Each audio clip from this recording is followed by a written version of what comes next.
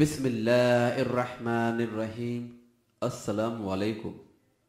आज मैं सूद के बारे में बयान करूंगा इंशाअल्लाह कुरान और हदीस की रोशनी में। सूद वो रकम होती है जो कर्ज ख्वाह जिसने कर्ज दिया और उसकी वापसी का गवाह है, कर्ज लेने वाले शख्स से दी गई असल रकम से जायद अमूमन एक मुकर्ररा शरह से वसूल करता है।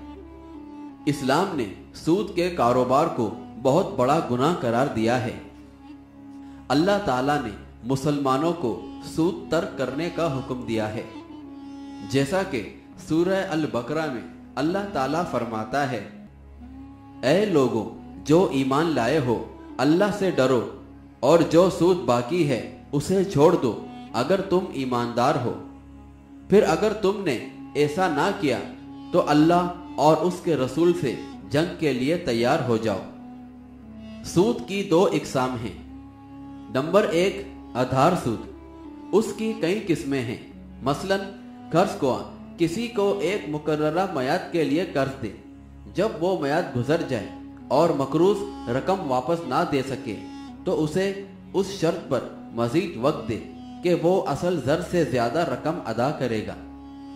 और कर्ज ख्वाह किसी को एक मुकर्ररा अरसे के लिए मुकर्ररा शरह सूद पर कर्ज दे जो हर माह अदा किया जाए। जब अरसा पूरा हो जाए तो मकरूज कर्ज ख्वाह को असल जर लौटा दे। और कर्ज ख्वाह किसी को मुकर्ररा अरसे के लिए मुकर्ररा शरह सूद पर कर्ज दे और मयाद पूरी होने पर मकरूज सूद की रकम माए असल जर लौटाए। और नंबर 2 लेन देन में इजाफे की सूरत में सूद। ये ऐसा है कि एक शख्स दूसरे के हाथ एक जिन्स की अशिया के लेन देन में ज्यादा अदायगी करे।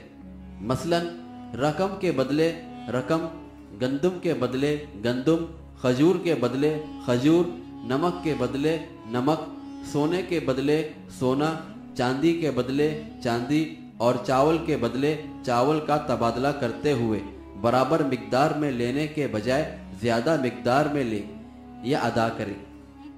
सही मुस्लिम की हदीस है, रसूल अल्लाह सल्लल्लाहु अलैहि वसल्लम ने फरमाया, सोना सोने के साथ, चांदी चांदी के साथ, गंदम गंदम के साथ, जौ जौ के साथ, खजूर खजूर के साथ और नमक नमक के साथ बराबर बराबर दस्त ब दस्त फरोख्त करो। जिसने ज्यादती की या ज्यादा मांगा तो उसने सूदी कारोबार किया। लेने और देने वाला दोनों गुनाह में बराबर हैं। बहरहाल मुसलमानों को हर किस्म की सूदी लेन देन से दूर रहना चाहिए। जैसा कि सही मुस्लिम की हदीस है, हजरत जाबिर रजी अल्लाह ताला अन्हो बयान करते हैं कि रसूल अल्लाह सल्लल्लाहु अलैहि वसल्लम ने सूद खाने वाले, खिलाने वाले, सूद का मुआयदा या उसका हिसाब किताब लिखने वाले और उसकी गवाही देने वालों पर लानत फरमाई और फरमाया कि ये सब गुनाह में बराबर शरीक हैं। बहरहाल नबी करीम सल्लल्लाहु अलैहि वसल्लम ने वाज़े तौर पर फरमाया है कि ये सब के सब लानती और गुनहगार हैं। इस तरह वो सब एक जैसे हैं।